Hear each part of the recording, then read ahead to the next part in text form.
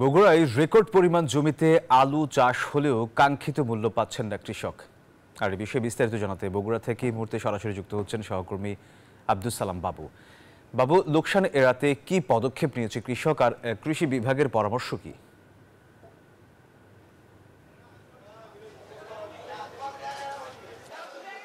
কৃষি বিভাগ বলছে যে আলু উত্তোলনের পর অন্তত 2 থেকে 3 মাস যদি চাষিরা প্রাকৃতিক উপায়ে সংরক্ষণ করতে পারে তাহলে হয়তোবা তারা দাম বেশি পেতে পারে।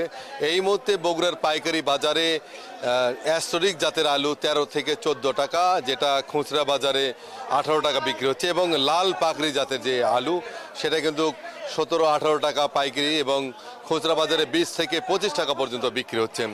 তো চাষিদেরকে কৃষি বিভাগ পরামর্শ দিচ্ছে যে যথাসময়ে আলু উত্তোলন, পরিপক্ক গাছ হওয়ার পরে যেন আলু উত্তোলন করে এবং সেই আলু প্রাকৃতিকভাবেই 2-3 মাস যদি সংরক্ষণ করতে পারে তাহলে তারা কিন্তু দাম ভালো পাবে।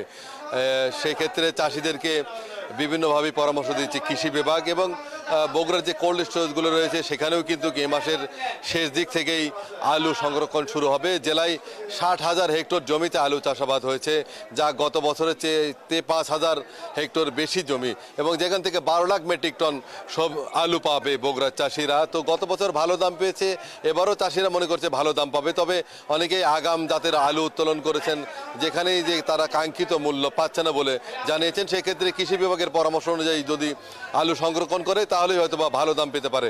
এই ছিল বগুড়াতে সর্বশেষ। ফিরে যাবো স্টুডিওতে। বাবু, আপনাকে ধন্যবাদ।